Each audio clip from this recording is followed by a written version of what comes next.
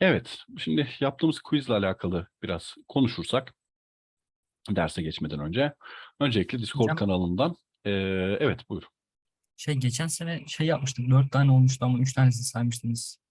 Sene Yok, bu sene aslında yine onun gibi değil de bu sene belki hani ihtiyaç olursa dördüncüyü yaparsak diye en iyi üçünü almıştık. Bu sadece quiz nasıl bir şeydir'i tanıtmak için yaptığım bir quizdi.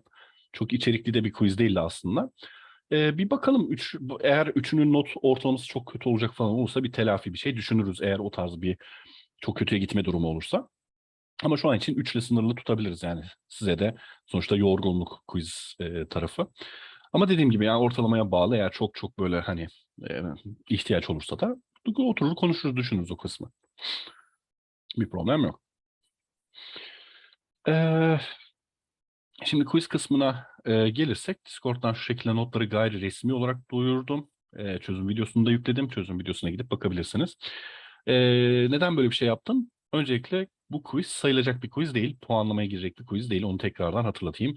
Quiz 0 koyulmasının sebebi de o. Bu aslında bir deneme quiziydi. Bu quiz önümüzdeki 3 quizin nasıl bir şey olacağını, sizden ne beklediğini veya olayların nasıl döndüğünü anlamanız için böyle bir denemeydi. Böyle bir ekstra hak gibi düşünebilirsiniz. Çözümlü vesairesini yükledim. Dediğim gibi ilerleyen quizler ama puanlamaya dahil olacak. Şimdi notlamayla alakalı gönderdiğim dosyadan da bakacaksınız. Zaten aslında aynısı burada var. Şimdi bazılarınızın karşısında böyle bir hata mesajı göreceksiniz. O da şu anlama geliyor. Ya siz kodlarken içeride bir şeyleri yanlış yaptınız. Mesela şu arkadaşınki öyle. Bir değişken tanımlamış len. Hemen gidip bakabiliriz. 314. Bu arada Nino'dan ben dosyaları bu şekilde çekiyorum. Sonra kendim işleyip bunları studentid.m dosyaları haline çeviriyorum. Buradan da mesela 314 şu arkadaşın mesela şurada tanımladığı len dikkat ederseniz önceki hiçbir satırda yok. Yani şurada yok, şurada yok, şurada yok. L eşittir len diye tanımlamış. Şurada L yazacakken len yazmış. Ya da length n yazacaktı artık bilmiyorum. Ama len bu noktaya kadar hiç tanımlanmadığı için mesela hata almış. Bu hatayı direkt burada karşısında görüyor. Çalıştırırken benim kodum nerede takıldıysa onun hatasını veriyor. Böylelikle de geri dönüp problemin ne olduğuna bakabiliyoruz. Mesela bir sonraki arkadaş 208'deki arkadaş ne yapmış? Num'den kullanmış zannediyorum bir yerde ya da daha doğrusu bir şeyler yapmış. Geri döndürürken ben num'den kullanıyorum. O num'den kullanılmayacak, sembolik olmayan bir şey oluşturmuş. O yüzden hata almış. Çünkü benim grade kodumda da ben böyle bir fonksiyonum var. Uzun uzun bir şeyler deniyor ve tek tek dosyaları kopyalıyor vesaire. O tarz bir şey yapıyor. Burada benim mesela deneme transfer fonksiyonum bu. SISO için bunu gönderiyorum. Şimdi buradan gelen şey sembolik ve bir kesirse numdenle parçalanabilir. Eğer parçalanamazsa şu arkadaşta olduğu gibi mesela numden'i bunun için yapamam bu çünkü bir tf dediği andan itibaren. Aslında bu arkadaş bana sembolik değil de transfer fonksiyon nesnesi bir şekilde göndermiş oldu. Onu söylüyor bana. Çünkü GS'yi mesela burada almış. Simplify'a GSS'ye eşitlemiş. Sanırım tf nesnesi geri dönmüş bana. Evet bir soru vardı ama anlaşılmadı. Şey, tek bir example üzerinden mi veriyorsun? Tek bir ne üzerinden? Tek bir tane set üzerinden mi veriyorsun? Onu keserse 50 mi oluyor? Tek değil aslında. Bu SISO için bir tane kritik bir şey vermişim. Sıfırlı olan katsayıların yeri doğru mudur değil midir diye. Ama ondan sonra mesela Mimo üzerinden de bir teste gitmişim. Bu da zaten deneme şeyi olduğu için bunlara göre bir şey yazdım ama bu çok basit bir örnek. Başka bir örnekte daha fazla sample'a bakıp nerede takılırsa ona bakıyorum. Buradaki tek sample'ın üstüne gitmem biraz kritik bir sample vermişim. Hani katsayıların yerini yanlış yaparsa SISO'da İşte başka bir sonuç gelir. 2-0-1 özellikle seçilmiş bir şey. Veya burada 2'ye 2 denenmiş. Bunun için çalışıyorsa benim için yeterlidir demişim. Daha strict yapabilirim. Daha fazla kontrol yapıp daha zor yapabilirim ama bu deneme quizi olduğu için çok fazla zorlamadım açıkçası. Diğer quizlerde bu kod hep değişiyor. Ya buradaki mantığın sadece şu olduğunu size hatırlatmaya çalışıyorum. Ben bir şablon verdiğim zaman şu şekilde, bu şekilde bir şablon veriyorum. Ben bu şablonu daha sonra sizin her bir öğrenci numaranıza göre kayıtlı dosyayı alıp kopyalayıp kendi dosyalarımla birlikte çalıştırıyorum. Böyle software in the loop bir test var burada. Öyle olduğu için sizin sadece bu giriş çıkış parametrelerine, versiyonlarına vesairelerine dikkat etmeniz gerekiyor. Şablona dikkat etmeniz, uymanız gerekiyor. Onun haricinde çok da bir problem yok esasen. Ona dikkat ederseniz bir de kodunuz çalışırsa bakın bazıları Siso'da çalıştırmış. Bir tane arkadaş mesela Mimo'da da çalıştırmış yazdığını. Ama mesela ekseriyette şöyle hatalar almışız. Mesela bu hata neymiş gidip bakalım. 170'e 443 mesela şu şekilde bir şeymiş. Numaratör, denominatör gelmiş. Derece 1 eksi doğru. Bu da 0 olarak tanımlamış. Ama length'dene giderken bunları toplamış. For x1 length. Şimdi burada şöyle bir varsayım var. Sanki tek boyutlu bir vektör içinde transfer fonksiyonları olacakmış gibi bir durum mesela kodlanmış burada. Oysa ki mesela benim çözümümde length değil de size'ına bakmam lazım ki çünkü MIMO sistemlerde 3 giriş 5 çıkış olabilir. O zaman 3'e 5 bir matris gelecektir bana TF'lerden oluşan. Onun tek tek elemanlarına bakmam lazım. 3 ve 5 olup for'ların bu şekilde gidip şeyleri bu şekilde oluşturması lazım. Ama burada length denildiği için mesela bir boyut atlanıyor ve benim de işte kodumda bir yerlerde hata veriyor. O hata verdiği noktada artık şu mesajı üretiyor. Bu da demek oluyor ki zaten bir sonraki satıra geçtiğinde bakın hata alınmış. Şu arkadaşların hepsinde bir sonraki satır hatası var anlamına geliyor. İşte mesela length yazmış bakın length yazamamış. Harf hatası yapmış. Bu şekilde ufak kendimce de dokümantasyon yapıyorum. Tabii bunların çoğunu şeyde görmezsiniz muhtemelen Linovo'ya, Kepler'e vesaire yüklediğimizde. Orada şey yaparız. Yani ders sonunda ben buradan açarım. İtirazınız varsa buradan bakar tekrar değerlendiririz. Hocam peki built-in function'ı nasıl test ediyorsunuz? Merak ettim. Nasıl yani?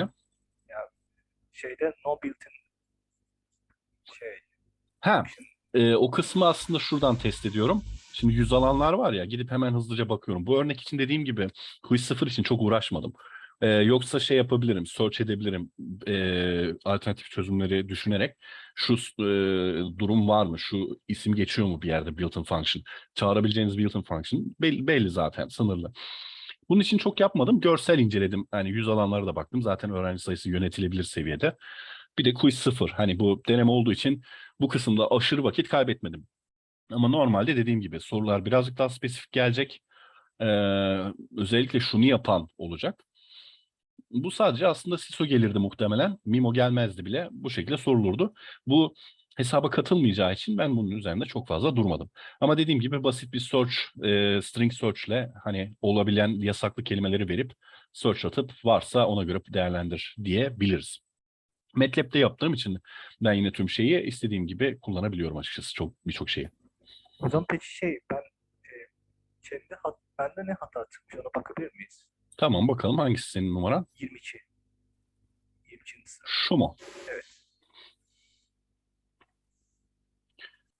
Birleştirdiğin şeylerde boyut hatası var. Bakalım 199-22.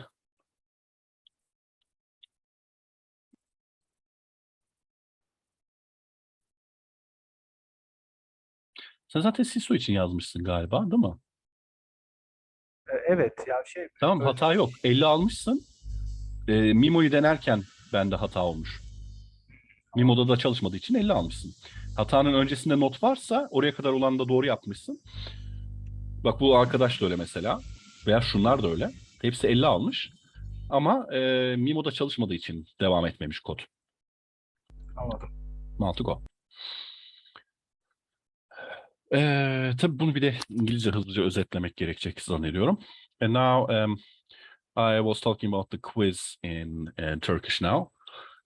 When you submit your quiz, homework, whatever, Nino generates this folder structure, which I then manually inspect and create the student id.m batch file here, as you can see. Then my grade.m function takes each m file, copies it to here somewhere local, executes my grade function, tests it for different cases. If it passes all of them, you will get full grade. If not, you may get partial grades.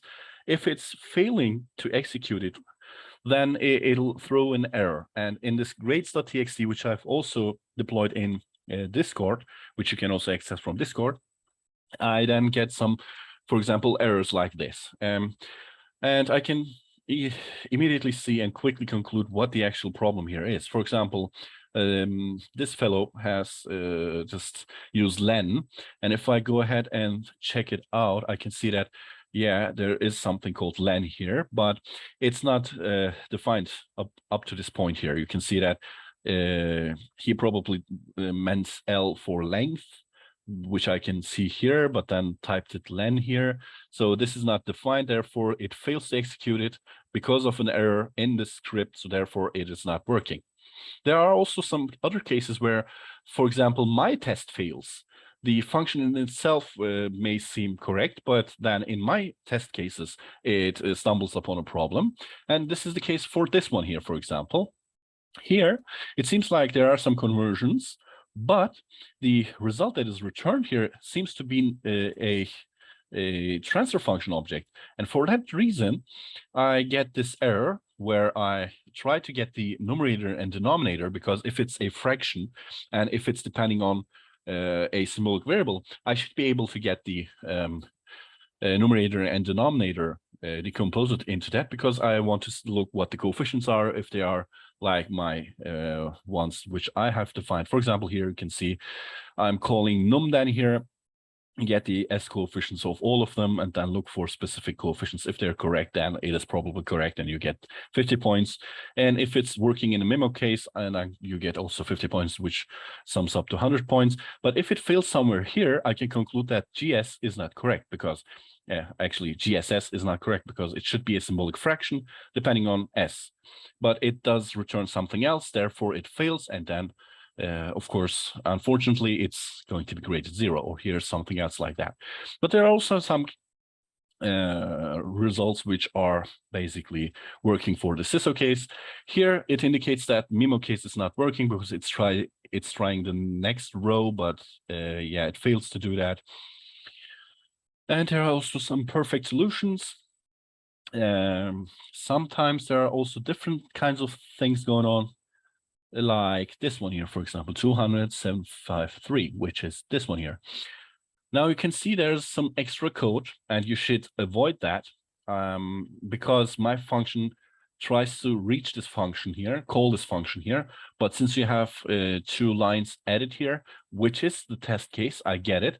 But if you include it in your submission, then if I'm trying to call TF to SIM, it's not going to be happening, because you have 2 lines that violate the function definition rules. Therefore, I cannot execute this by calling from another script. I can maybe run it on its own. If I run this file on its own, it may work, but then I cannot auto-grade it with my MATLAB function. So you should stick to the rules. You should stick to the deliverables, which I've provided to you, which clearly indicates that there should be no line here. You should not change anything of it. You should just fill in where implementation goes here is given, nothing else. So therefore, please stick to the rules. Please stick to the templates that I provide to you.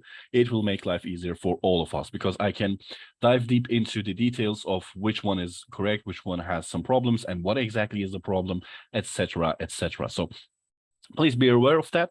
Quiz 0 is not going to be graded at all. I'm just providing this unofficially. These results are unofficial results, because this will not be graded at all.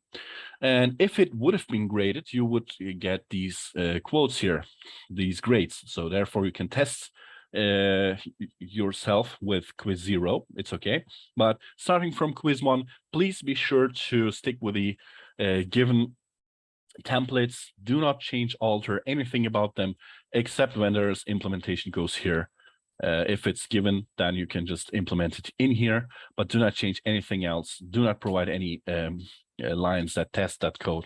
Don't change the name of the function, etc., etc.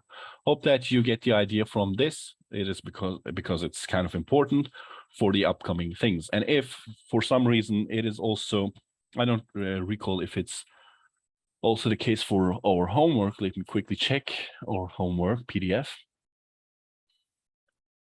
So in our homework, we have,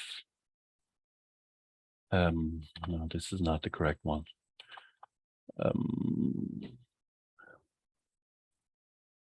As far as I remember, it was not something like that.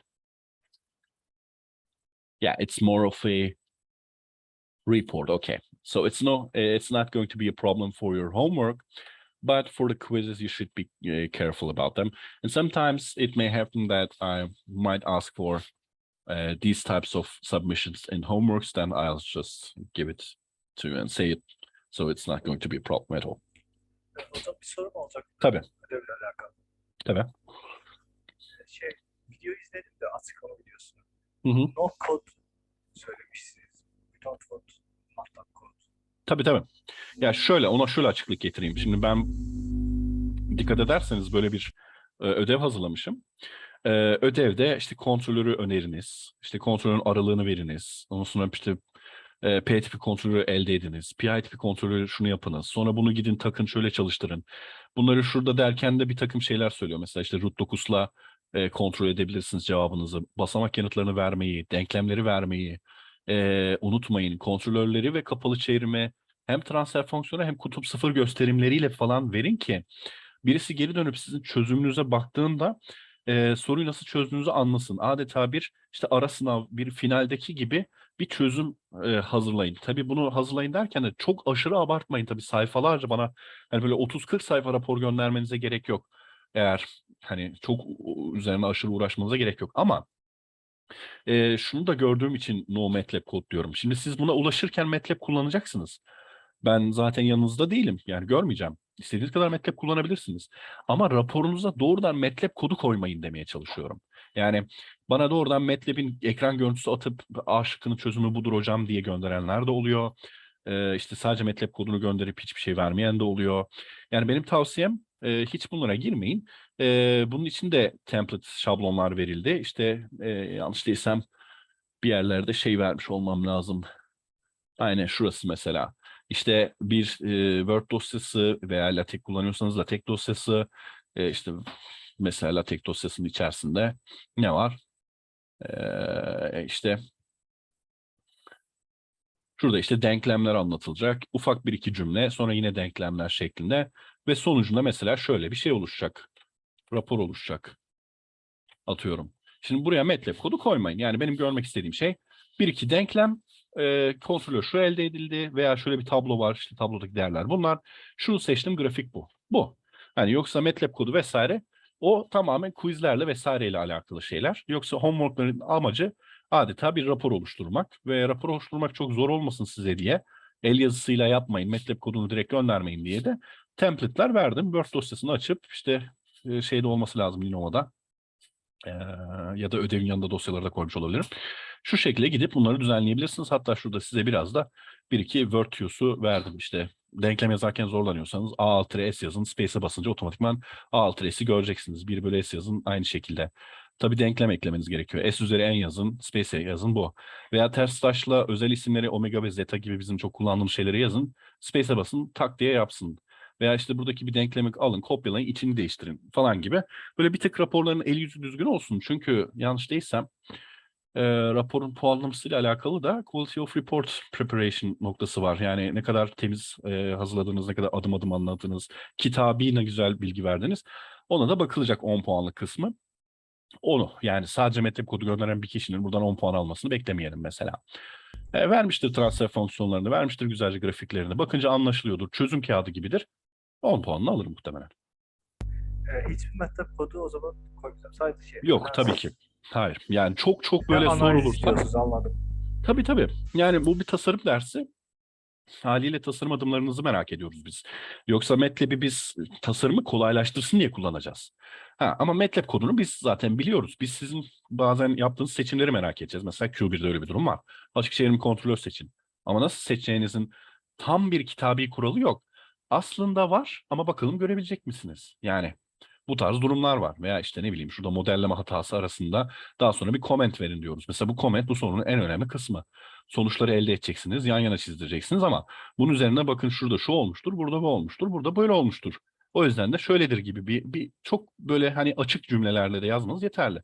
Açıkçası yani rapora atıyorum. Her şeyi bitirdiyseniz MATLAB tarafında işi kolaylaştırdığınızı varsayıyorum. Rapora yani böyle 1 saat falan vermeniz yetmeli. Hadi 2 olsun yazış hızınızı bilmiyorum. Word'le aranızı bilmiyorum ama öyle 1-2 saatten fazla harcamamanız lazım. Fakat dediğim gibi ben haftalık mesela PDF'ler yüklüyorum. İşte bu haftanın PDF'i de öyle mesela. O PDF'i örnek alabilirsiniz bir noktaya kadar. Çünkü o PDF'lerde genellikle adım adım size bir şeyler anlatıyor. En son kod veriyor. Kodunu siz koymayın. O. Sanırım quizle alakalı kısım bu şekilde. Bunu kapatabiliriz. Ondan sonra da dersimize geçebiliriz. Anladım hocam. Çok açıklayıcı oldu. Teşekkürler. Rica ederim. Şunları kapatayım ve bu haftanın da dersine geçelim. Bu haftanın konularını da konuşalım sizinle. Şunu atalım.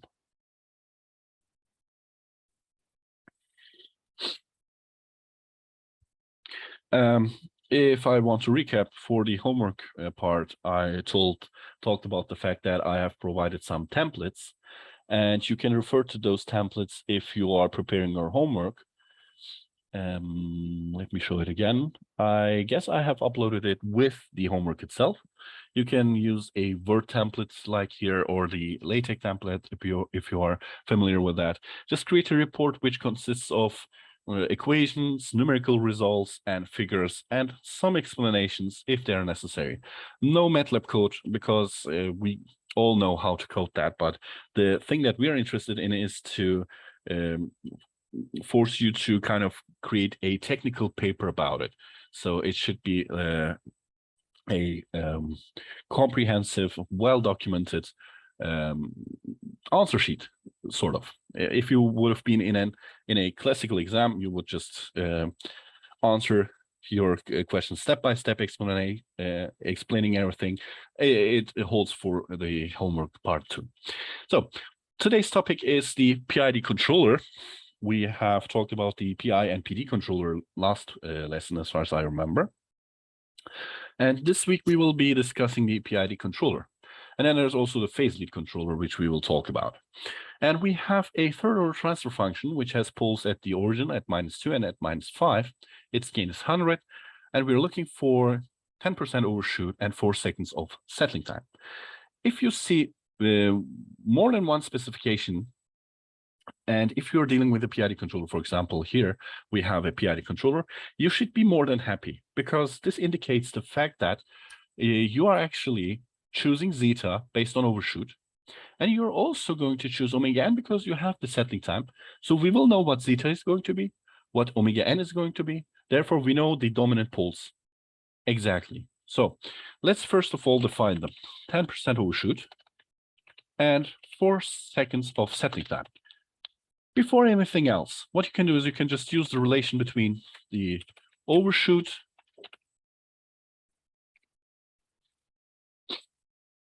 pi squared plus log overshoot squared. And for 10%, it's quite known, so you can check it out. 0.5912. By the way, this is natural logarithm. I've talked about this, so be careful. Yeah, we know what zeta is because 10% overshoot corresponds to 0.5912 zeta. What is omega n? If you use 4 divided by zeta times omega n is equal to ts, you can convert it into 4 divided by zeta times ts.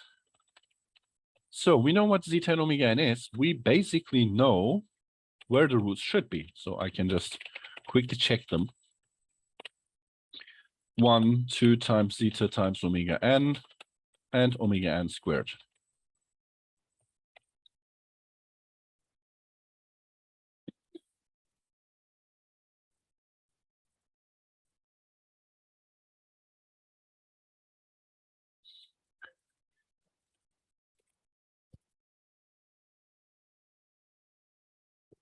There we go. Now, the real value of the dominant closed loop poles should be -1, and the imaginary part should be 1.36. So that's nice. We know where to assign the dominant poles. And since we're trying to design a PID controller, let us talk about the PID controller first. Now, if you design a PI controller in series with a PD controller, let's see what happens. Now, there are multiple definitions for some controllers. For example, the PI controller can be defined like Kp times Ki divided by S, or I can also use Kp times S plus Ki divided by S, or K times S plus Z divided by S. All these three definitions are definitions of PI controllers. Now, this one is actually converted into the root locus version, because you can see if I factor out Kp, this would be S plus Ki divided by Kp divided by S, and I call Ki divided by Kp to 0 because it's the root of the numerator. So therefore, it adds a pole at the origin and a 0 somewhere on the left half plane, hopefully. And on top of that, we are coming up with a p-type controller. So I can do the same for the PD controller, Kd times S plus Kp, or directly K times S plus Z. Now, what happens if I, for example, use this, and since it's placed in series, it would end up being like this. Of course, let's call this 1, let's call this 2, maybe 2 and 1. So I can combine K1 and K2, of course. Let's take this one here. So let's call it a generic K. Then we end up in this. So this tells us the following. Add 2 zeros to the system, add a pole at the origin, and then on top of that, design a p-type controller.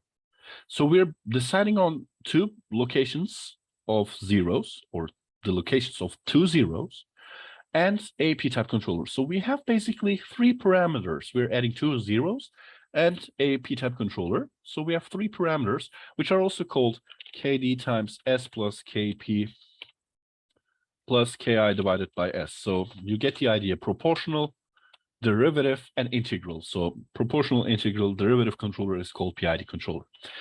And sometimes we also like to convert this into, so these are, again, the representations of PID.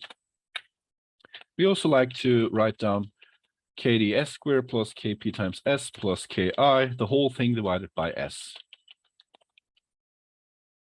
So this is also a nice notation that we use sometimes. This is basically the same as this one here, but yeah, this one has its advantage that we can see the polynomial directly here.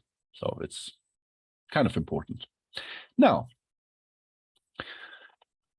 we know where the roots should be. We have a transfer function. So what now? The first task of today is to design a PID controller using pole zero cancellation. Now, how can we do such a thing? So GS is 100 times TF. One of them was at the origin, so I guess the other one was at 2, and the other one is at 5.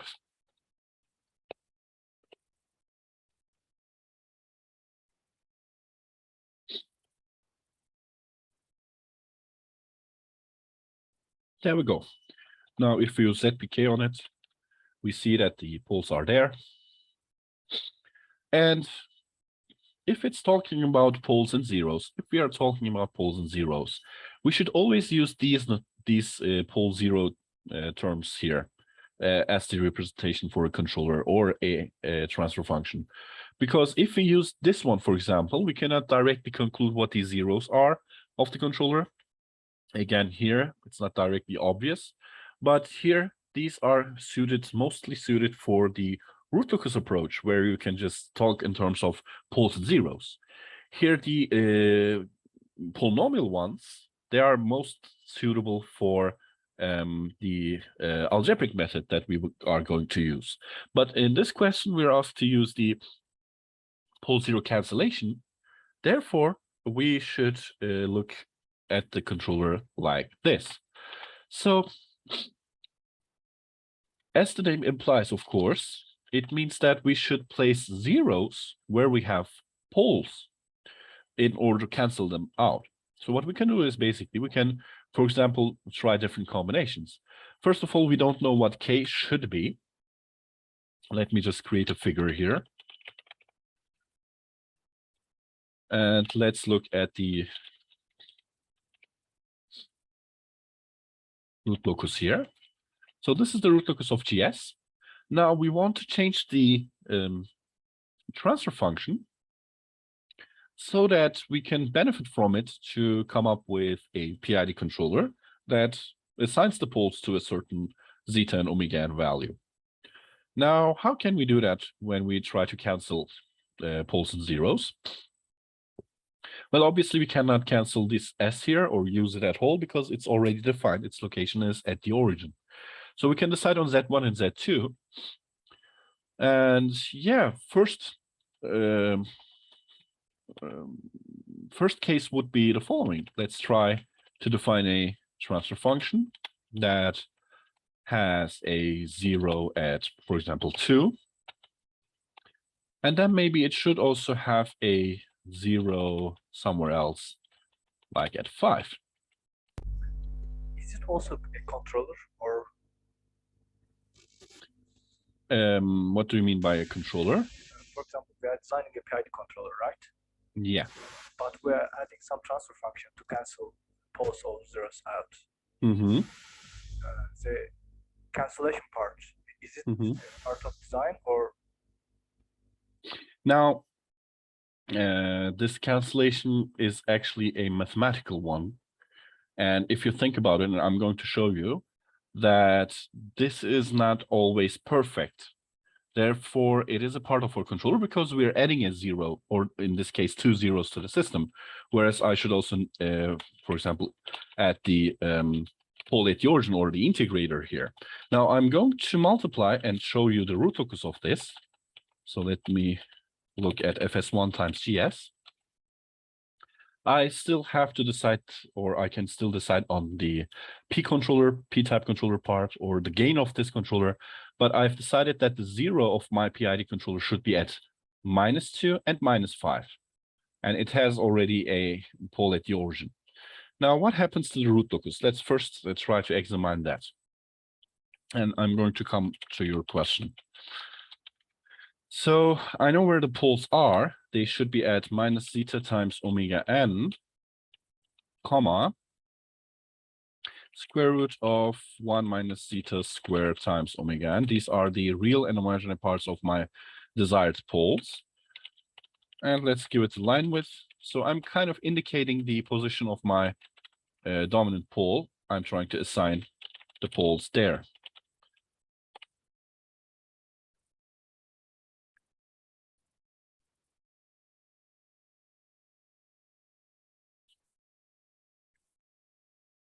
MATLAB is a bit slow today. There we go. Now, designing a controller means actually two things for us most of the time. One of them is viewing it from the root locus point of view. That means that we are adding poles and zeros to the system and then come up with a gain so that we are changing the behavior of the system, because we know that the real value, for example, is for the settling time. The angle here is for the overshoot. So we're changing the settling time and overshoot.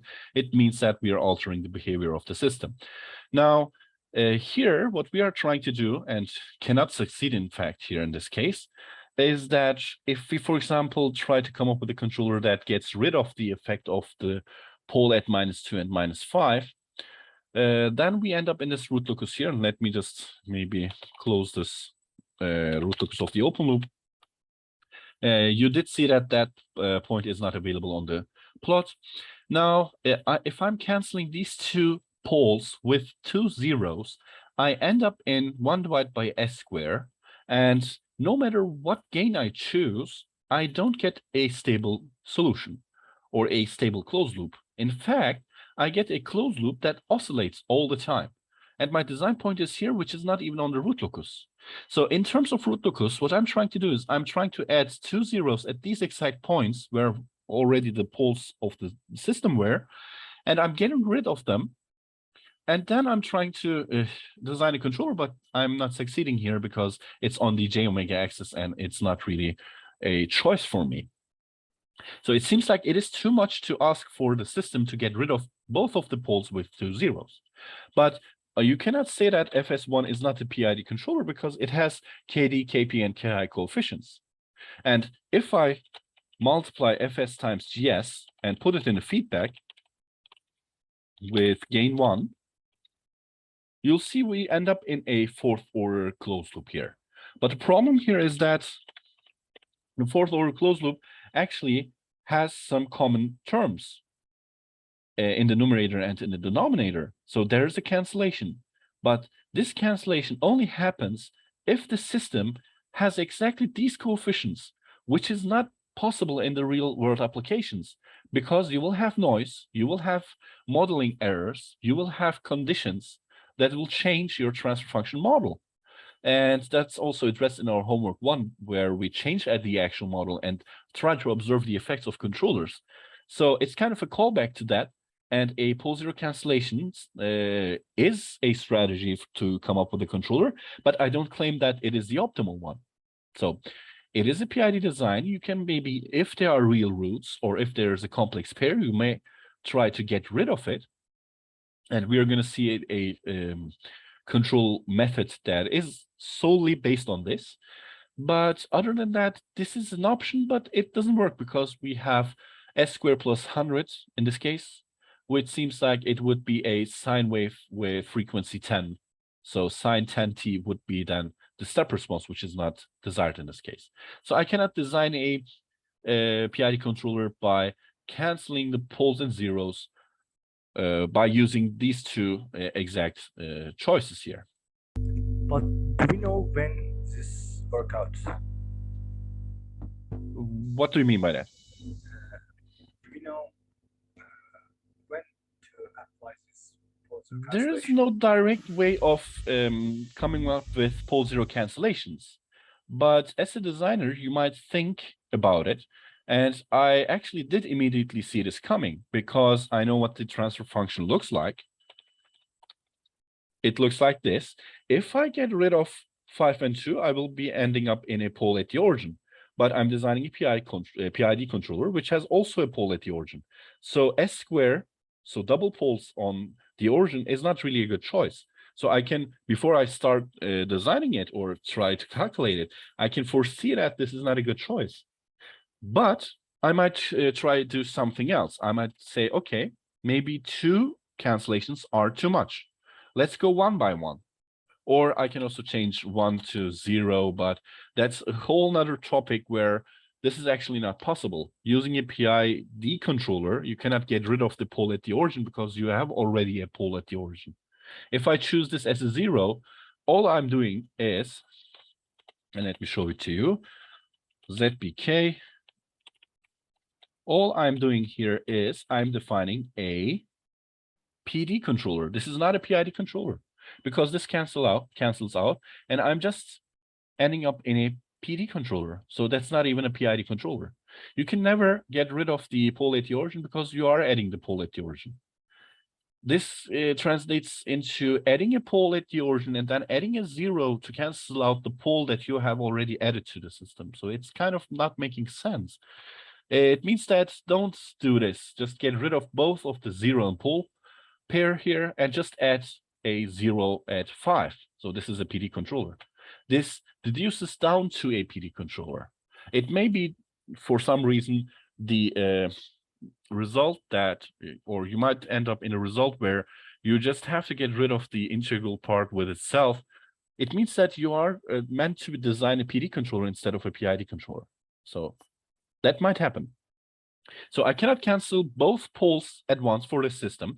It might work if my pole was not at the origin. So let me show you that. Let's have 3, 2, 5 instead of 1 at the origin. And let's get rid of, let's say, 2 and 5. So what would happen then?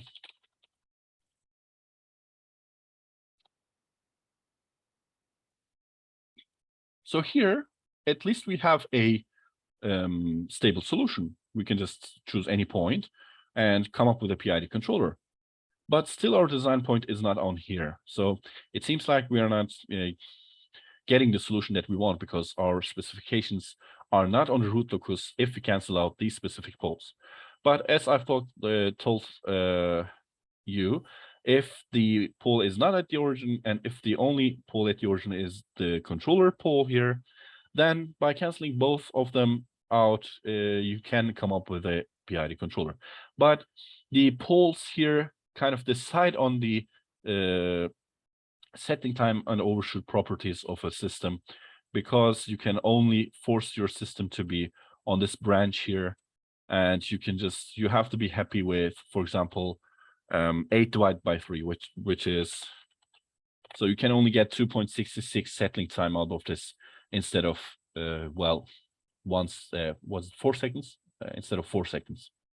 I can get any overshoot I want, but I cannot force the settling time to be a better value than 2.66. So, of course, this is just a proposition so that you can see that there is an option here. You can just maybe try to cancel out poles and zeros.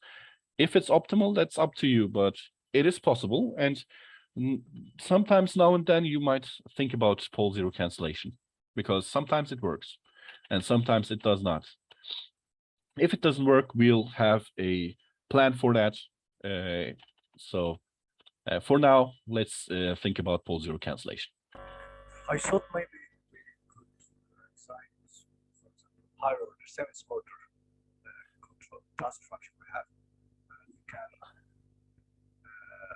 cancel out to the 3rd order. Can you speak closer to your microphone? I couldn't understand it. Is it okay now? It's better. Okay. For example, we had a 7th order transfer function, right? Okay. And we want to decrease the order by adding pole zero cancellation. Okay. And Down to 3, for example. Okay. And we drop to 3rd order. And for the 3rd order, we can design a good controller. It's easy to control. But what is the disadvantage of this, or why don't we do this? Yeah. Well, actually, if you are canceling poles and zeros, it means that you're sure that there are poles at those positions and locations. For this case, I am assuming that the poles of the system are at -5 and at -2 exactly. So if this is the case, then canceling them for nominal conditions, for everything aside, theoretically, it's not a problem.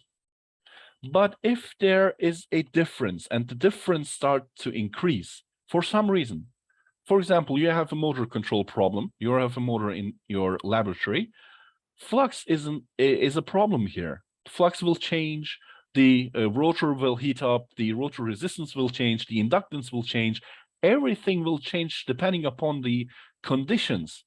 Therefore, you cannot guarantee, first of all, that it will stay at -5 and -2. So that's one issue. So modeling here is a big issue, actually. Pole zero cancellation means that you are kind of sure and you're assuming that the model is a certain model, but it may not work for that because the model might change, or you might have assumptions that will break for some reason. Therefore, canceling 4 poles of a certain system means that you are taking a risk here because you're assuming that the poles are there. What if they're not there? In terms of control system design, our course itself, this isn't a big deal. This is not a big problem because we assume most of the time that the model is correct and we have the exact mathematical model. But if you try to apply this on a quadrature, for example, and try to control that, it has more degrees of freedom, more assumptions. It's a highly nonlinear system. You will not get away with it. It will not be plausible or even possible because pole zero cancellation is assuming the model itself. If you have a certain mechanism that comes up or that corrects your model representation, updates it, that's called adaptive control at that case. then you might get away with pole zero cancellation, but you have to have this adaptive structure that kind of estimates you the system poles or whatever, and then you are canceling it.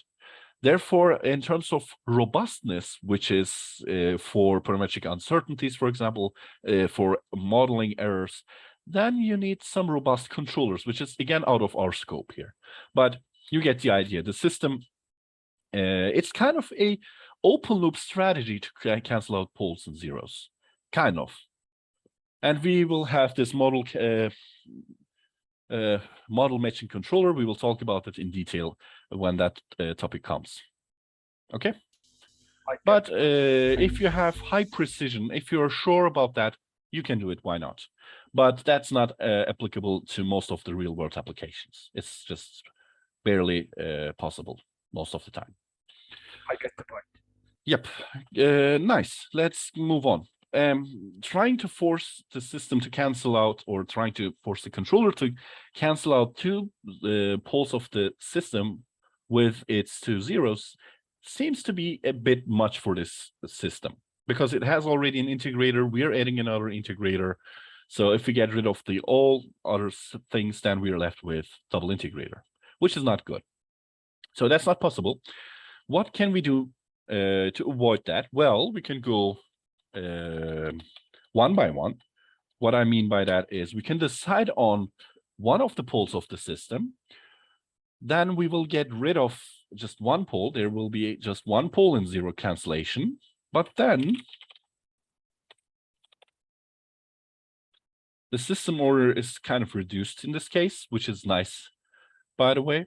Then we need to work out where to add a zero so that this root locus bends to the left, for example. We need stability. And then also the root locus should pass through this line here. You might use a root locus methods, the angle condition, for example, in order to come up with a zero so that this will be on the root locus itself. So this is one possible way. And there's also another cancellation, another possible cancellation, which would be canceling out two, the other pole. That's again kind of the same thing, but the root locus will look a bit different. And then the placement where the zero should be placed will basically change.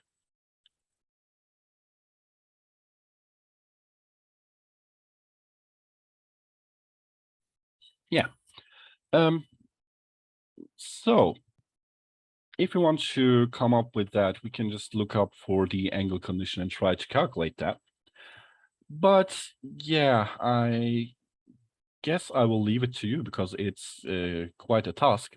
I'm just going to go straight to the solution here, where we don't decide on anything at all, just design the PID controller itself, because it will be code repetition. So you can just get rid of that, or you can maybe try to guess it. That's also something that you might do on the root locus, because why not? But if you're providing a professional solution, if it's a homework, then of course you shouldn't do it.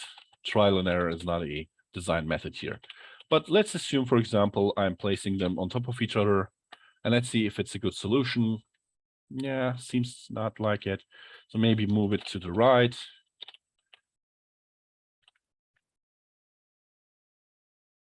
Seems to do it. So like this should be on the root locus plot now. But here, even if it's on the root locus plot, you can see that we have another problem here. When we design controllers, most of the time we are using dominant pole placement, which means that we are trying to end up in two poles which should be dominant, which dominate the behavior, and all the other poles and zeros should be far away from them, relatively. And here, the zero is in the dominant region, and no matter what I do, this is not a good solution. And I will not end up in the 1 second settling time or 4 second settling time and 10% overshoot. In fact, it should increase the overshoot. So it's 0.09. Let's try it out. So 0.09, something like this. You can just look up the feedback fs1 times gs, comma 1, and then step response or even step info on its own would be enough.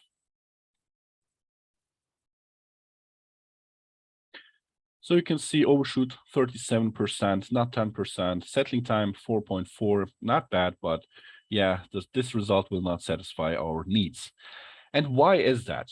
Well, I'm kind of reducing the problem, or I'm just reducing the freedom of my controller by setting things equal to something. For example, I first chose both zeros at the locations of -2 and -5, at the locations of the poles of the original system. I couldn't even come up with a stable closed loop for that. So if you fix too much, you will lose too much. If you don't fix anything, there are infinitely amount of solutions. So it's kind of interesting to talk about it, because the more I decide on stuff, the more not optimal it can get. And in this case, this is a good demonstration. I cannot conclude that this is the only PID controller that exists, and yeah, it doesn't even work well. It has a higher overshoot because the zero in the dominant region causes high overshoot. And I have even poles going there and there. So it's not an optimal design in terms of dominant pole placement. So I need to do this systematically. I cannot just decide on the zeros. I cannot cancel out poles and zeros as I wish, because I might lose optimality.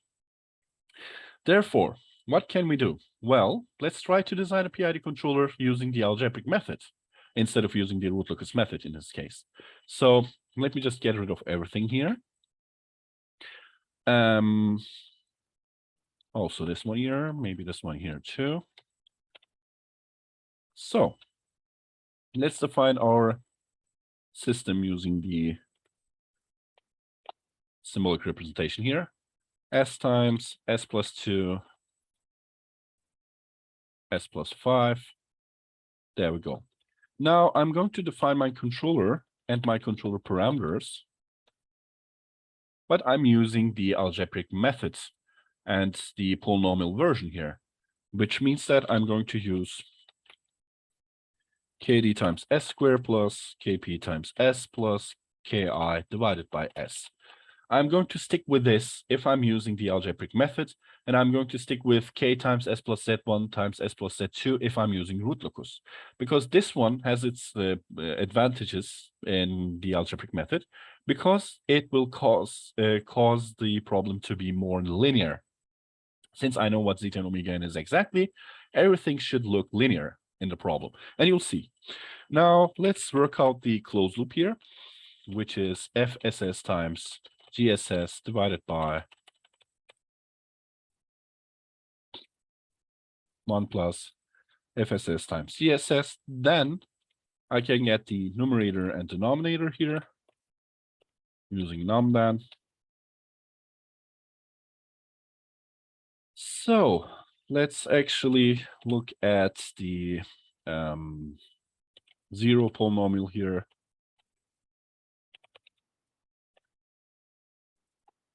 And the characteristic polynomial.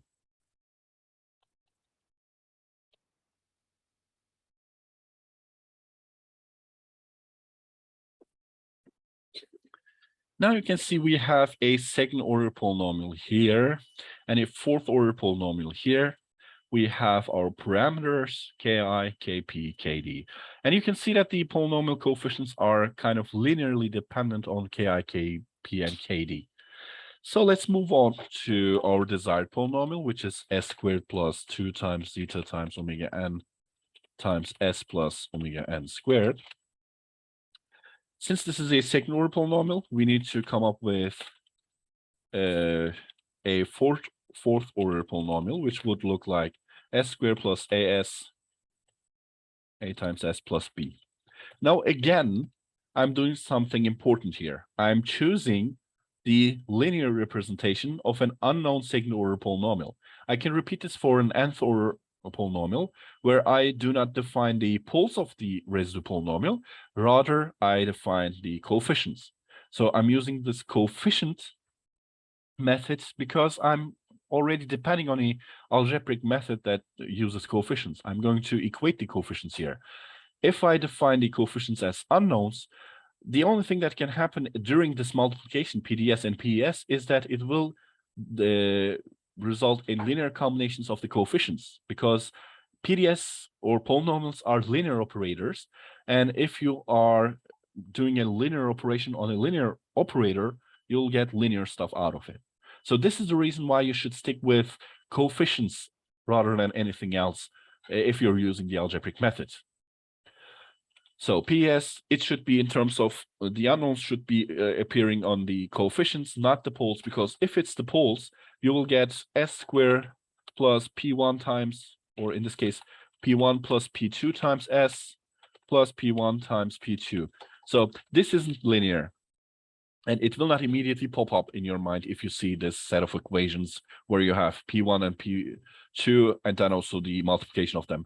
You might argue that this is just two things and their multiplication and summation is not a big deal. But if the order increases, the complexity will increase, and yeah, it will get ugly. So instead of doing that, we're just using the coefficients. And I'm going to define my problem, which is basically take the coefficients of PCS, take all the coefficients of PCS, equate them to PDS times PS, all the coefficients of that resulting modeled closed loop kind of thing. So since I have a problem, which it is going to be a vector of equations, I can cycle through each element of the problem vector here, display them using maybe VPA to have nice little equations here, comma 4. So let's run it and see what the result is going to be. Yeah, I should reference the ith element of that, of course. There we go. Now, of course, let me just get rid of these two here. I don't really need them. So I'm lucky here because 1 = 1 pops up immediately. It could not be the case for some closed loops. You might need to normalize the left-hand side, for example. In that case, I would get the coefficients of PCS, divide PCS into its first coefficient to get rid of the highest order term coefficient. But that's not necessary in this case, so I'm going to skip it too. Now, looking at this set of equations, I can immediately conclude that A is equal to B5. And if that's 5, I can just plug in A = 5 everywhere. For example, this is 10 plus B plus 2, 8, and then we have 100 KD plus 10. But of course, here's a different problem.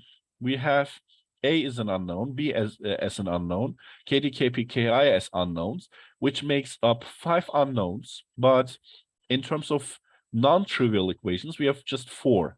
So it seems like we have infinitely amount of solutions here because we have one more unknown than we have equations. So therefore, at this point, what we can do is we can decide on something so that we can just define all types of, or all the satisfying set of unknowns here. So I can kind of parameterize the solution here. I cannot solve it directly, but I can solve it in terms of just one of the unknowns. So for example, if I choose A as the free variable, which is not a good idea because A is equal to 5, let's say B, then what I can do is is the following. I can calculate A, submit A here, or plug in A, and leave B here. So I know that KI is, let's say, 2.862 divided by 100 times B. So KI will be in terms of B. Since I know KI in terms of B, and I know what A is, KP can also be calculated in terms of B, and it goes on for KD because I know what A is. I can just subtract that, and then I have KD in terms of B. So it's possible to do that, and therefore I can also choose any of the controller parameters as the free variable to parameterize all the solutions here. So, but before I do that, or even instead of doing that, what I can also do is I can just come up with a vector for a parameter of this. For example, Ki, it's just a scalar. So I can maybe look for an interval for Ki, and in that interval, I can examine my system and its behavior and try to come up with the best solution. Since when I plug in Ki, the unknowns and the amount of equations will match, I can come up with a solution. So I can use the solve command here to solve this problem for the following parameters. Let's say KD, KI, and A and B. So this means that I left out KP. This means that my free variable will be KB. Everything will be in terms of KP. So let's see. So sol.A, this is inevitably equal to 5, but sol.B is equal to KP, something KP. If I use VPA 4 on it, you'll see it's 50 KP minus 7.154. And I can do it for KD, I can do it for KI. So I kind of assume that if I choose these variables B, KD, and KI in terms of KP as given here, then in all of these solutions, two dominant poles or two poles should be at PDS, or it should be the same as the roots of PDS. Why? Because I have kind of substituted this into the set of equations that should be satisfied in order to assign two poles at exactly the poles of PDS. So this is a generalization of the solution in terms of KP. So what I can now do is I can come up with a KP vector because this is a real value. And I can start with 0.1, for example, with 0.1 steps up to 0.5 for now. And I can substitute this into the unknowns and come up with controllers, different controllers. So I'm not going to check for A, but B val, for example, is double, and then substitute. And then in sol.B, which is depending on KP, I'm going to substitute a value, KP val, into KP. So KP val is equal to KP vec, the ith elements. So let's say I is equal to 1. Now, if I repeat this for KD val, sol.KD and KI, since I know what, actually let me repeat it for A2. Even though it's not necessary, I can do it.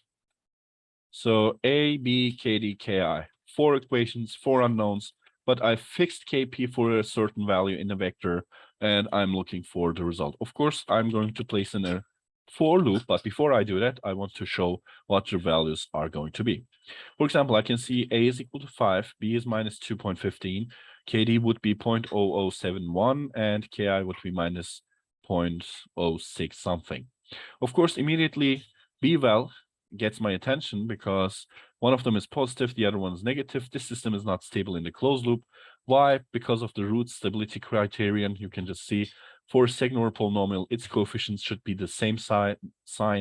Since we have S squared here, A and B should be positive. A is positive, but B is not, so it means that this is not stable. And you can just go ahead and look at the roots of this. 1, 5, minus 2.15, 38. And you'll see that one of the poles, it's on the left-hand side, minus 5.4 approximately, but the other one is at the right half plane at 0.4 approximately. So this is not a stable solution, so I'm not interested in it. So can we change the vector, KP vector? Of course, we can change. I just arbitrarily typed it in. I'm just going to increase the range of it, but I wanted to be sure that this code works, so I wanted to show you that.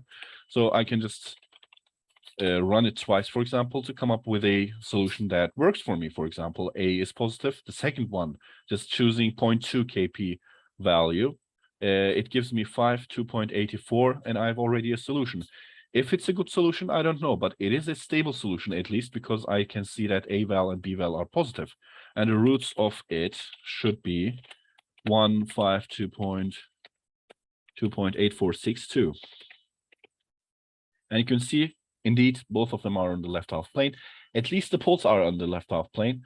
But is it a good solution? We are going to decide on that. But for now, it is a feasible solution. A feasible solution is a solution that satisfies the criteria given. So it kind of satisfies the criteria, but we'll see. Now, of course, we are not going to do it like this. We are going to use a for loop where for starts with that up to the length of kp vec. So I can just try everything in the vector. Of course, instead of writing them down and maybe inspecting these solutions one by one, what I can do is I can, at this point, define a controller that I end up with and test the controller or try to verify if it's going to work or not. So by that, I mean the following. I know what KD val is. I know what KP val is. I know what KI val is because I've calculated them. Here we have KP val, KD val, and KI val. So I can plug it in. And then I can look for the closed loop because I'm in the control system toolbox now. And in fact, I can also plot the step responses of these, or I can just get the info here. Step info of TS. And furthermore, I can say the settling time is info.settling time. The overshoot is info.overshoot. Divided by 100, I guess. And I can maybe show it with a nice message. Let's say I, and then I, and then maybe plus, and then say TS, the settling time.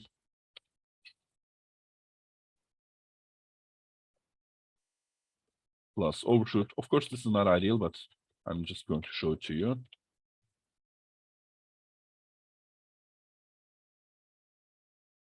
There we go. We have a missing because the first one is not stable, so it should mess up TSC or OSC in this case. But I can see that for I equals 2, 3, 4, 5, we have 4, 4, and then 3.5 approximately here, where the overshoot is also kind of, it did increase and then it kind of decreases again, seems like it. So if I now extend this vector, this will just go on and extend. But at this point, using this string display sort of thing is not really ideal in this case. And yeah, if I'm looking at the problem in terms of settling time, it seems like I can use this solution, for example, in order to meet the settling time requirement. But then again, my overshoot requirement is not met because it should be 10%, which means that it should be 0.1, not 0.32. So this is 32% overshoot, which is too much. So I need to kind of balance the settling time and overshoot concurrently or together in order to come up with the ideal solution that I'm looking for, because my restrictions were on settling time and overshoot. So, yeah. Can we try? Can we try increasing or decreasing KP vector? Of course. This is not ideal, but I'm just going to invent something called a table, and I want to store the relevant data into that table and then increase the KP vector range so I can work with higher amounts of rows here, because I'll have too much feasible solutions to handle. If it's just a few, I can just look at it with a text, but yeah, it's not ideal for when I say for example 50, then I will lose control at this point. You can see it is too much. It goes on and on and on and on. But can we predict where is the KP vector, ideal KP vector? For example, its overshoot is increasing. Well, it changes. There are too many dynamics in this case. The reason for that is that we have a higher order system, like fourth order closed loop in this case. So it's not quite easy to predict the behavior. It is not a linearly moving thing. For example, our settling time kind of moved down, but sometimes it increases and decreases back again. So there's a nonlinear behavior here. There might be local optima. So in terms of the problem's linearity, I cannot conclude that. So I cannot say that, okay, it does increase in that way, so it should be there. I cannot conclude that. It might get stuck in some local point. And if I'm not even checking for that, because I'm using a finite step size here. So this is kind of a numerical optimization problem, and it gets out of control if you think about it. Because, yeah, it's not a linear problem. I'm fixing stuff that is experimental here. I am looking at the step responses specific transient data, which is not directly linearly depending on the variables that I have at hand. So unfortunately, it's not an easy problem that we are trying to solve. So to answer your question, unfortunately, no. If we can see where directly the solution should be, then we would do that. But in this case, it's not possible. But there's some things that we can do, and I'm going to show one of them today. That's assuring the stability.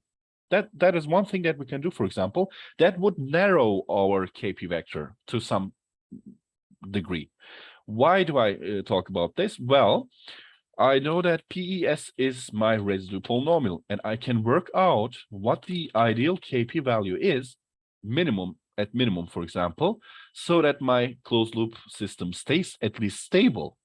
So that is something that I can conclude, which seems to be not a problem here, but still. And I can just substitute the values into PES. So we have PES, which looks like this. But I can substitute into PES my whole solution here. So let's say sol.A and sol.B instead of A and B. So if I do this, what will happen is PES2 will depend on KP and KP only. So here we go. So you can see that the only unknown parameter is this here. Of course, due to the root stability criterion, I can see that this value should be positive. So VPA PS2 4 gives me, for example, 50 kp minus 7.154. So it could be a more complex one, but in this case, it's an easy one because A is not depending on KP. So I can see that KP should be greater than 7.15 divided by 50. So 7.54 divided by 50 is the critical limit. So if KP is greater than 0.1431, the closed loop will always be stable. And we can see why it doesn't work for the first sample here, but then works for all the other ones, because the first one here didn't satisfy the stability criterion here. So I can just conclude that KP should be greater than 0.14. So by that, I can just go ahead and do this. And yeah, there we go. We don't have an upper limit for KP, but a natural one arises at this point, because having two high coefficients means that I might not be able to apply that in the laboratory to my motor, to my controller, whatever. Or it might not be a good idea, because if I have noise in the system, amplifying that with the coefficient is not a good idea. And as the coefficient increases, noise will have more and more effect on the whole system. So it's kind of a two-way thing here at this point. Now, let us come up with a table, and let us come up with metrics that will help out here, so that we can decide upon the settling time, the quality of settling time, or how much our settling time is the settling time specified. And we can also maybe come up with something that helps out in the overshoot too. Let's see. Now, a good thing to track would be the relative error, because it is kind of unit independent. So, for example, this is in seconds. Settling time is measured in seconds. Overshoot is measured in percentage. So I cannot really look at them in the same way, because yeah, I cannot see if it's a good value compared to the settling time. Which one is better, which one is worse? So I cannot really see that. So in order to do that, what I can do is I can just say, let's say error 1, which should be settling time.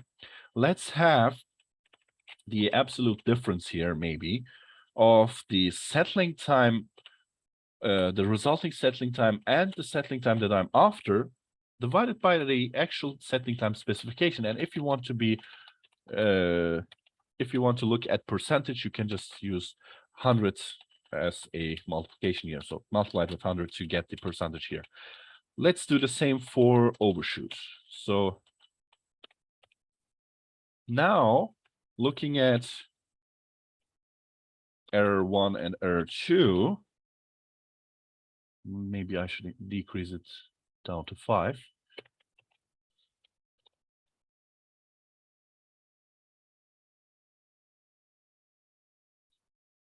We kind of have this same unit thing here.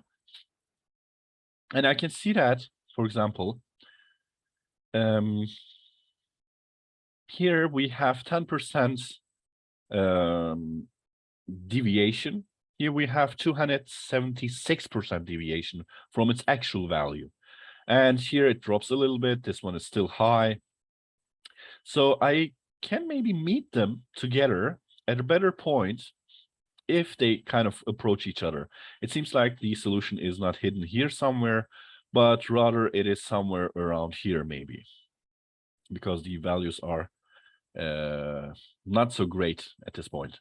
So let's try something like 14001 and up to 0.2 maybe.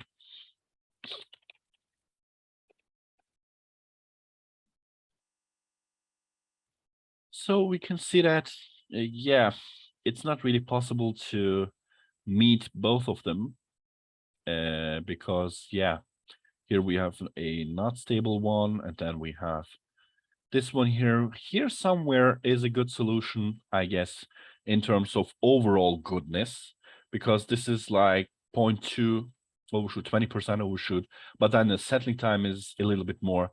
So yeah, the nice thing about this is, about relative percentage, is that I can combine them now, because these have the same unit. Both are percentages, and based upon their actual value or the specification value.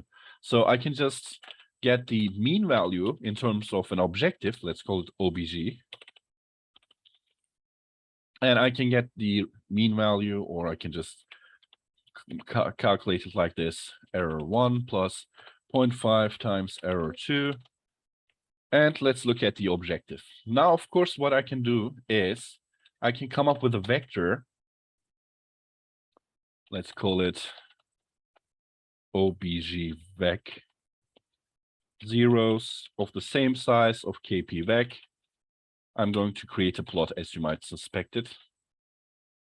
So the ith element of OBG vec is this. So let's have a figure.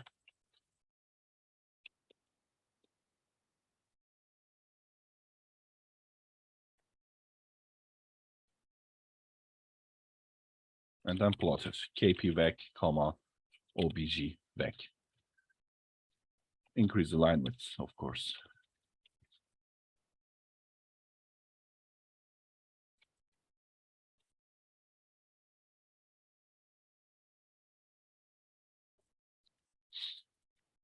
Now you can see that there's a nonlinear behavior that I've talked about.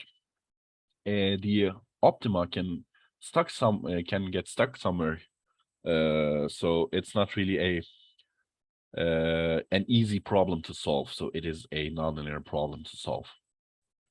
But we can see it drops down, so we can just have a wider range maybe and try to come up with the value that suits us here, or that is at last a minima here. So let me just carefully increase it a little bit. There we go. You can see that, for example, at this point, we have this kind of a PID here, which seems to be a good value, and then it goes again back there. So let's maybe increase it a little bit more.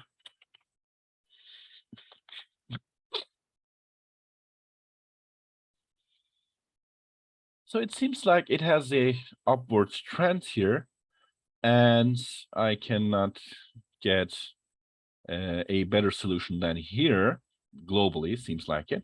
So I should focus on this interval here. So let's get closer to this, like 0.18, 0.21. Let's try that interval, 0.21.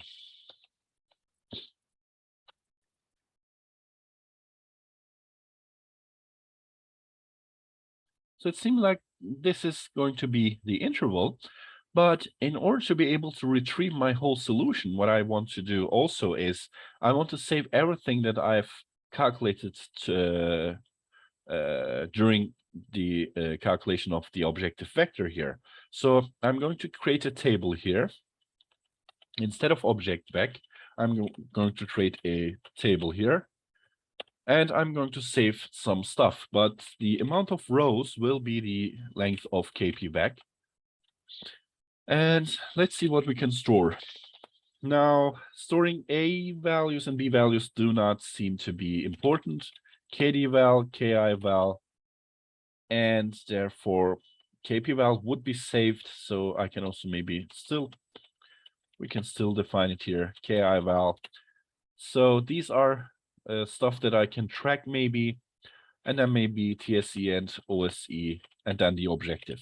So the columns will be KD-val, KP-val, KI-val, the settling time experimentally calculated, the overshoot experimentally calculated, and the objective that I'm after. So I'm going to kind of look at the last column in terms of optimization. Once I have the lowest value, that row will be the whole solution, so I don't have to repeat this whole stuff here. So it means that 1, 2, 3, 4, 5, 6 columns are needed for this table. And at the end, what I'm going to do is I'm going to say this is the objective value.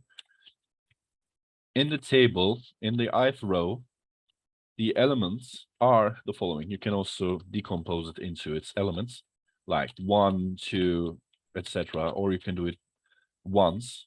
So KD-val, KP-val, KI-val, TSE, OSE, and objective. Of course, instead of plotting the objective vector here, I'm going to use the table here, all the rows but the last column, because that's the objective there. Nothing will change. I have just saved everything into a table, so I can go ahead and use that. So point 18, point 21, we should maybe have a finer grid here. So let's add one more 0 to it. It might take a little bit more time. Now it's more smooth in this way. So point 15 is necessary. So let's add another 0. So you can see I didn't show it, but we actually did start with a huge interval, and then we narrowed it down where we have this kind of local thing going on. And we're just going to focus on that interval to get the best value. 1, 4, 6 seems to be the interval that we are looking for. Why am I forcing this step size to be so low? I'm going to show it, or I'm going to tell you the reason. It takes quite some time now.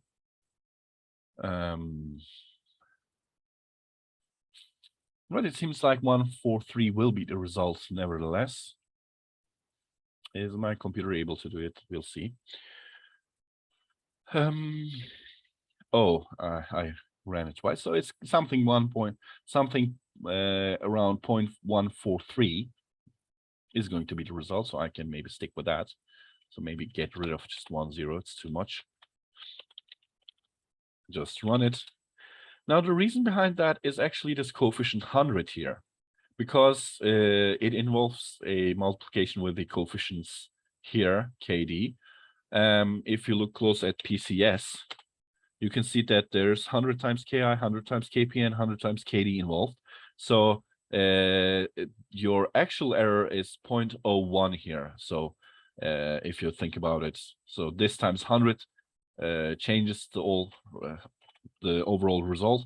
So it's kind of dangerous to mess around with the coefficients, because you have to be aware of the coefficients and their multiplicative gains here. So these gains may show you the step size that you might be interested in. So I have a objective vector, and it seems like this is the best point. How can I acquire it? Well, I'm looking at the minimum value of the table all the rows last column, because this is basically the same here. But I'm interested more in the index, or which element the minimum is, rather than what the minimum is. So you can acquire both the values and indices here.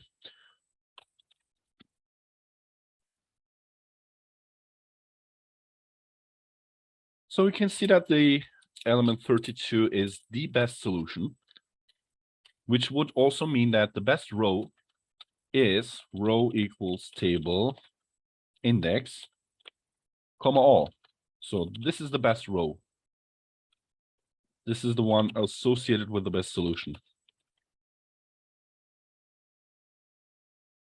This is KD, KP, and KI, and then we have settling time 3.5, overshoot 0.1, and the overall objective score is 6.27, which is rather good because we have almost 4 seconds of settling time, and we can see that the overshoot here is kind of the best value that we can get out of this. So it's 10%, right?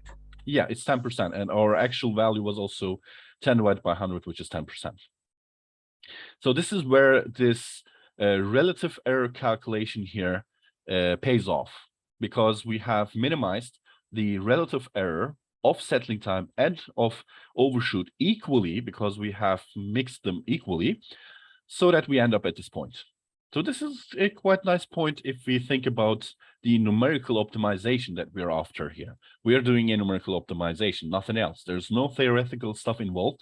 We just use the aspect of assigning 2 poles using this parametric solution here actually, or here even, and that's it. Then we just investigate the solution numerically. So this is quite nice if you think about it. So How MATLAB does?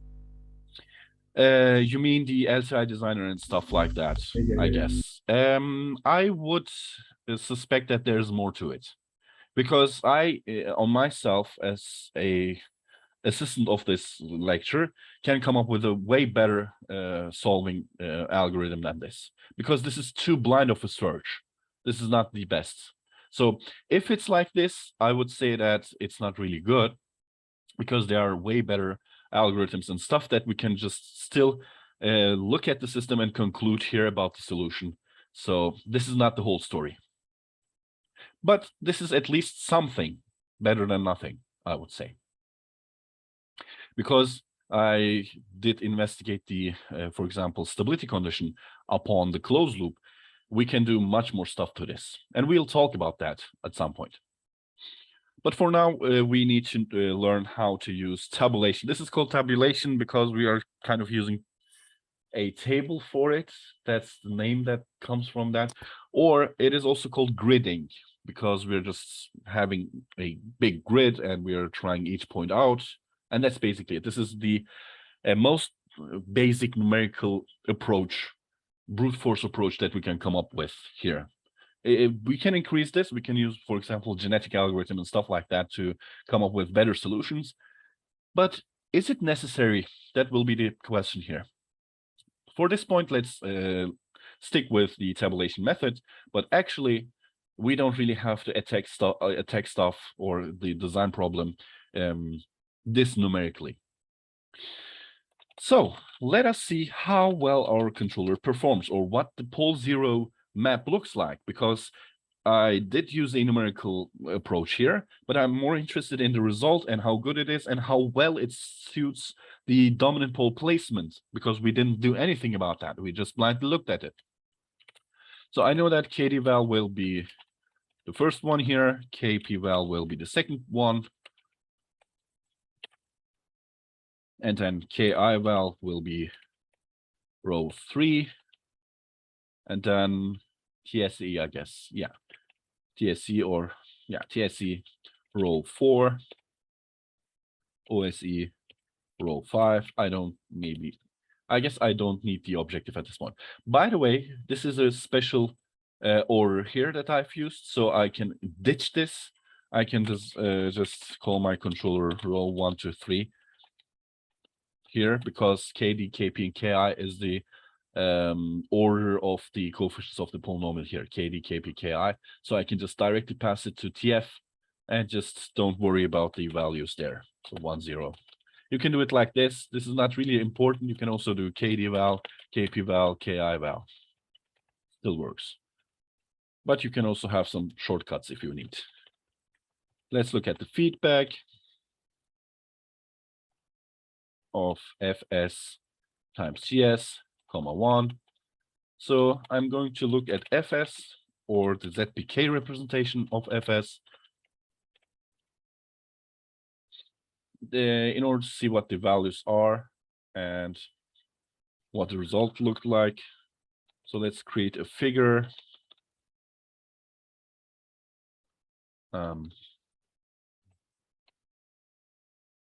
So call it figure 2.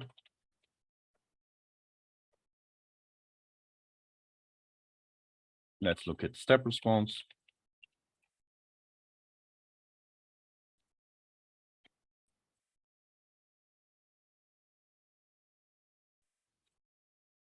And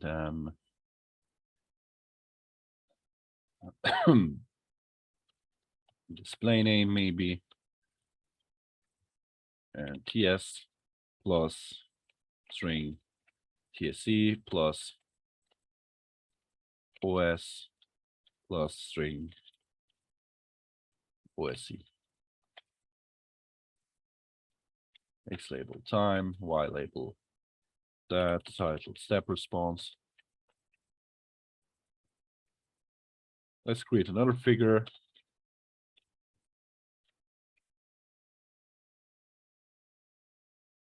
Now what I want to do here is the following. First, I need the poles and zeros, PZ map of TS, and then plot them. So we need hold on. Real C poles and then imaginary C poles.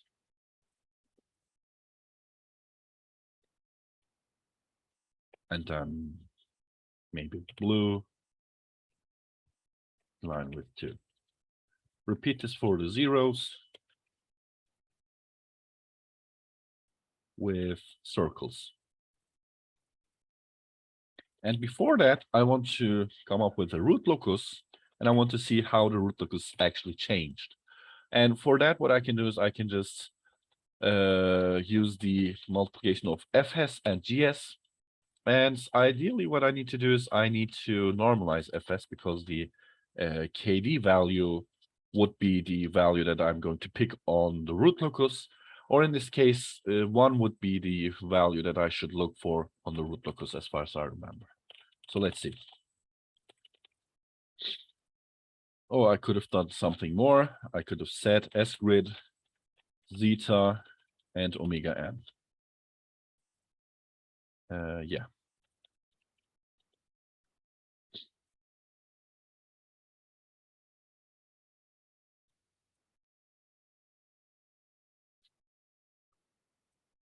So this is my objective. Nothing new here. This is my step response, and I didn't say legend show.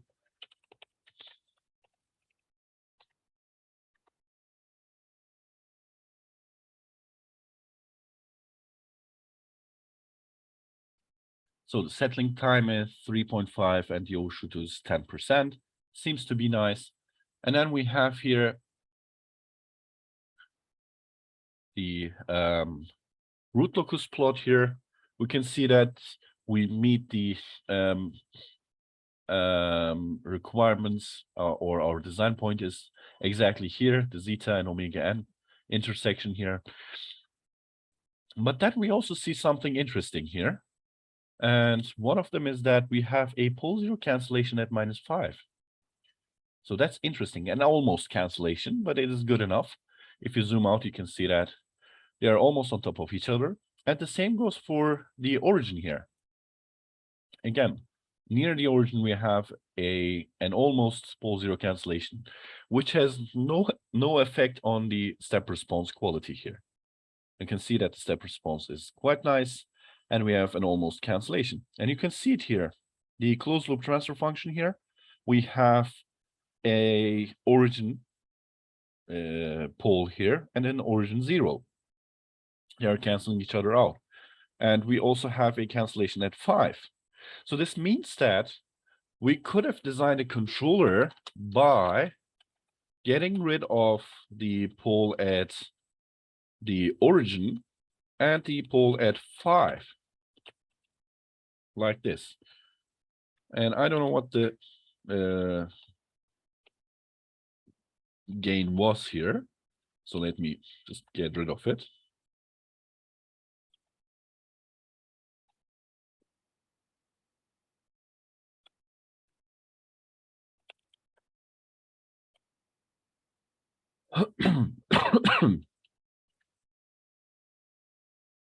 So let's see on figure 4.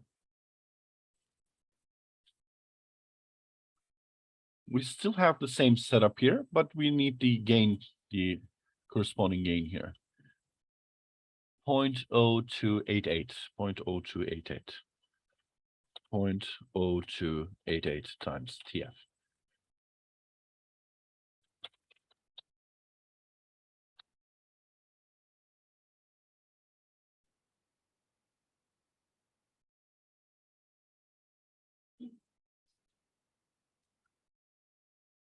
Now, actually, if you look at it, we have the same scenario here.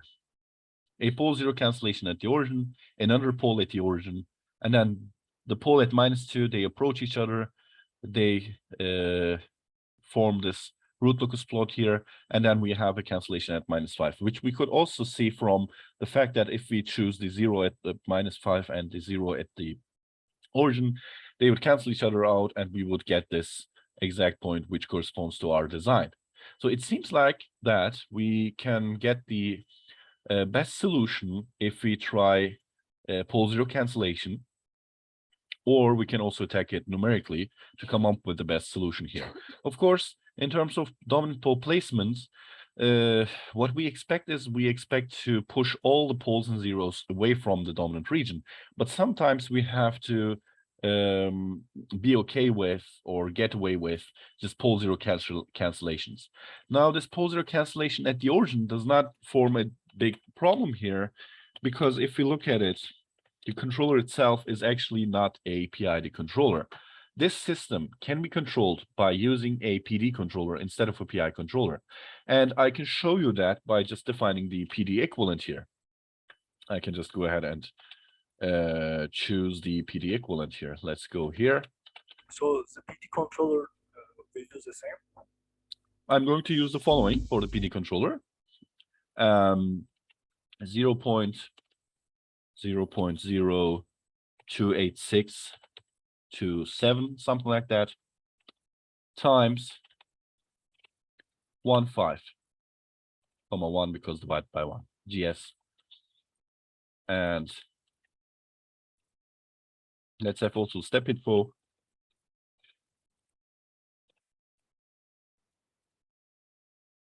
And let's set TSC to info.settling time, OSC to info.overshoot,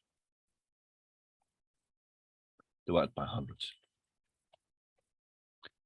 And let's give it a blue color, or maybe a different color. Let's have this blue. And it should be good to go.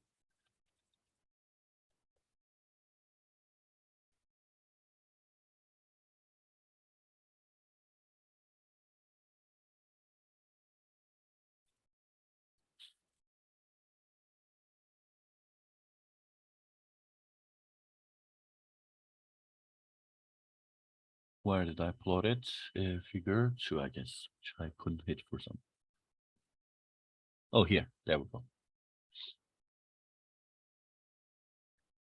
Now there are definitely 2 plots on top of each other. And if I zoom in enough, I should be seeing them, but they're so close to each other. It's a bit of an issue.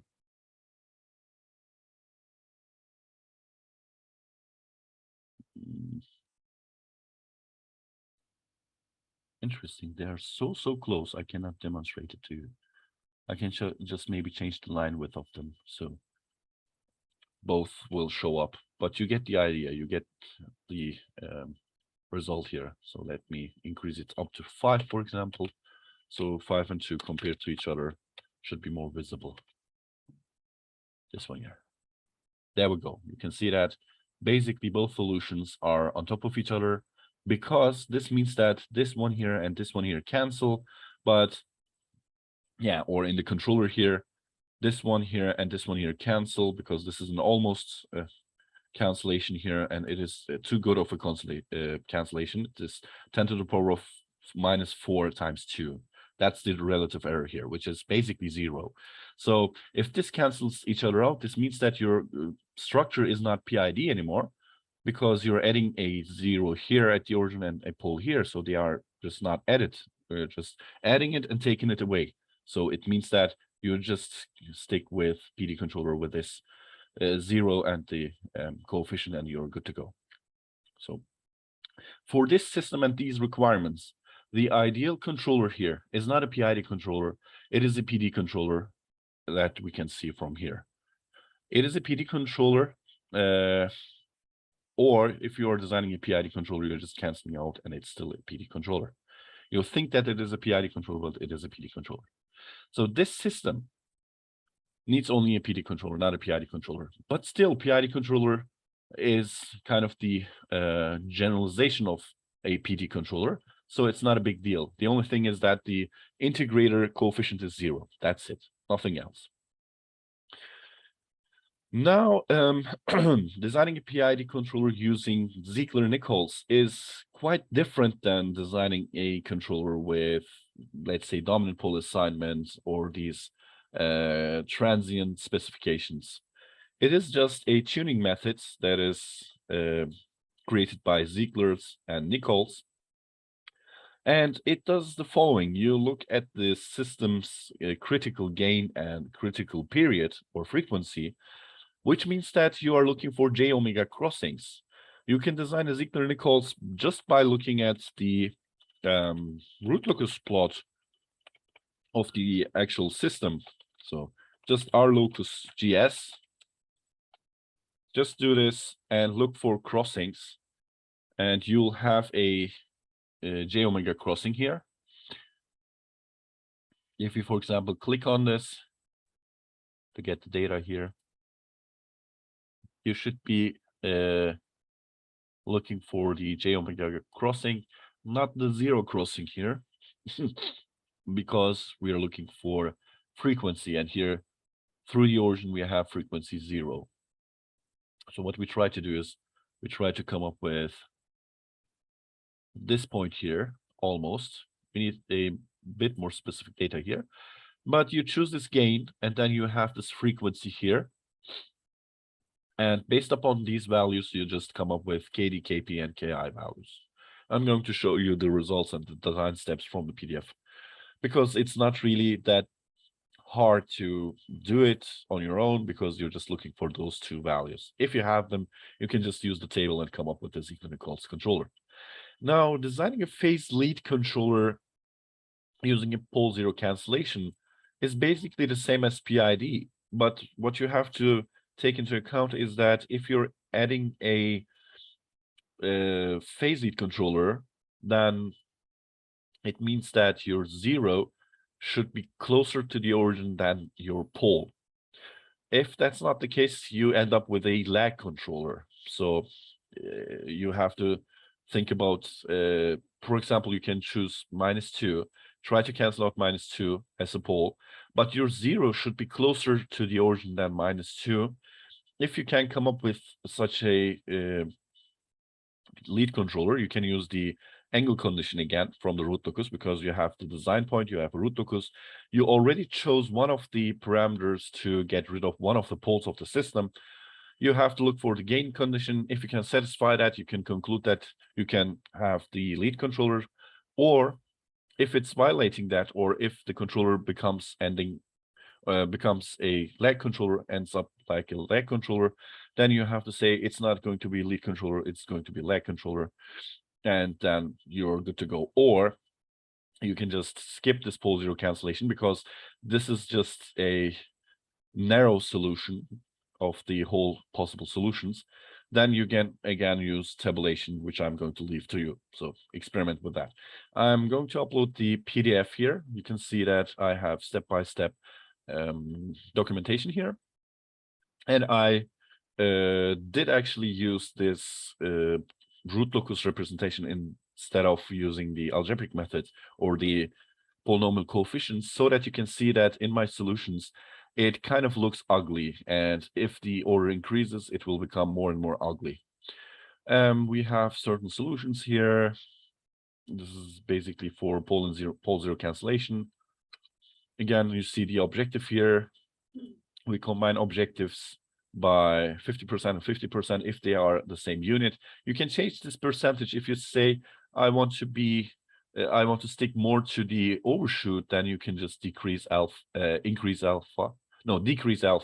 If you want to focus more on the settling time, you can increase alpha so that it suits you.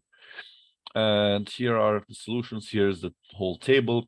Now, again, I recommend you to use the method that I show you here, which is basically using coefficients every time you are defining an unknown polynomial.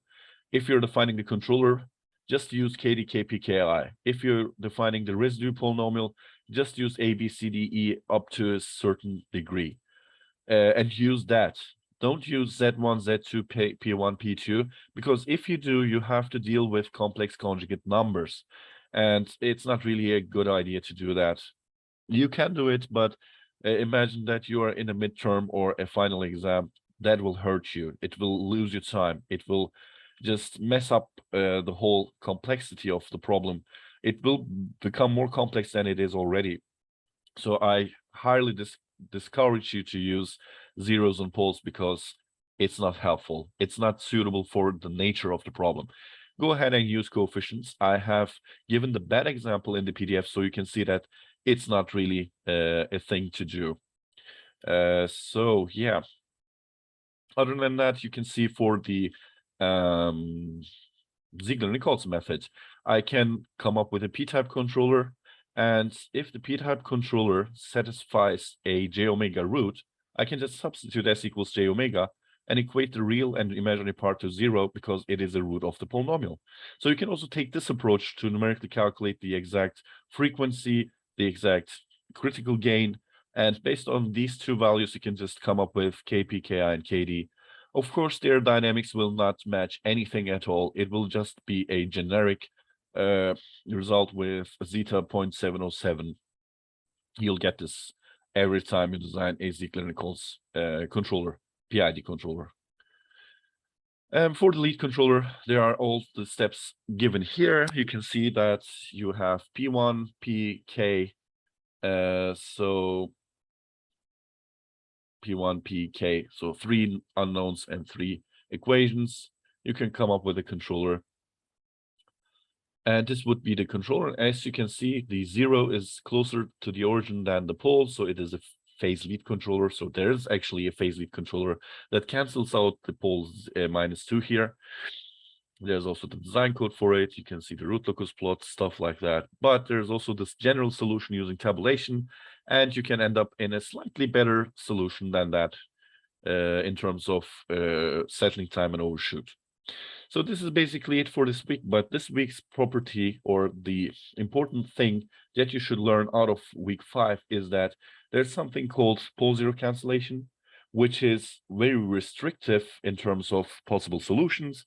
We also can use a numerical approach, which is called gridding, tabulation, or brute force, whatever you want to name it. It helps a little bit more, but still it's not the best.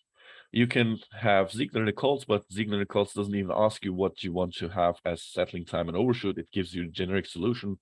So Ziegler-Nichols is not very useful for our purposes, but we should know what it is and how it works.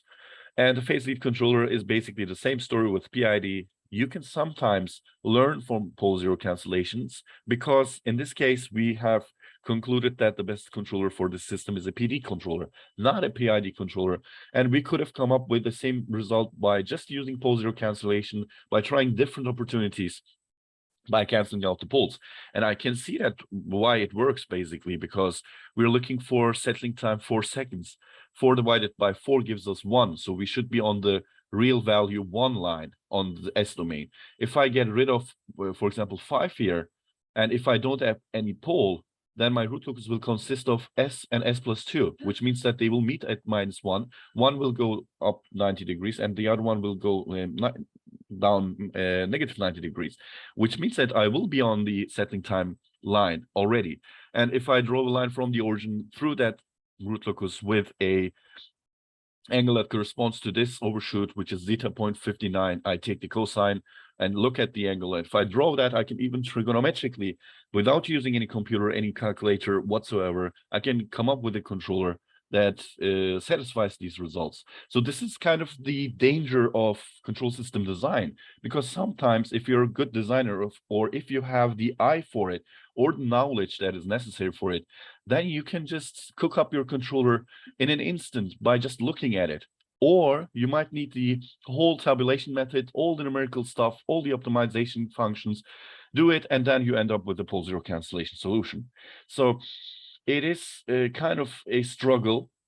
And if you go through the struggle several times, you will get used to it. And at that point, you can just come up with designs, or you can at least try to understand what is going on or what is happening if your, for example, optimization code or your iterative method gets stuck at some point, or if it works, you try to comment on it.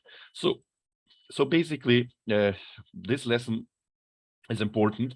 I suggest that you try out A, B, D, E on your own, and then look at the PDF. But the PDF has all the worst solutions because, yeah, sometimes our students are lazy. I tell you to use the coefficients and the algebraic methods in conjunction with each other. And sometimes they miss that in the lesson, but they look at the PDF and repeat the errors in PDF. This is a bad example, and it is exactly chosen for that reason, because this is a bad example. It is not that simple to use poles and zeros. It messes up the whole thing, whereas this problem is not this hard. You're just making life harder on yourself if you're using this approach. Just use KP, KI, KD, AB, linear coefficients, and the problem will become easier, because you will have a midterm exam and a final exam. So yeah, I would highly suggest you to even try to solve it with pen and paper before the exam someday. How we try tabulation? You cannot try tabulation, of course. I meant that for this question only, specifically, you can come up with pole and zero cancellation.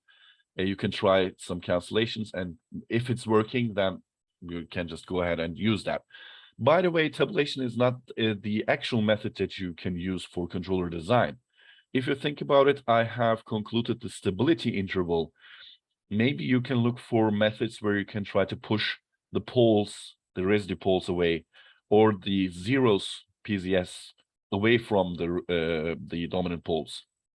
So that will be a future thing that I'm going to talk about, but you can try to use these polynomials and the parameter KP in order to come up with solutions that are dominant, or you can question the dominance of the solution that you have.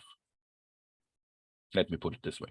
So there is a better way than tabulation. Of course, you cannot do it on pen and paper, which means that tabulation is not a big deal. If you have a computer, this works. If you don't, then you have to have other tools available to you.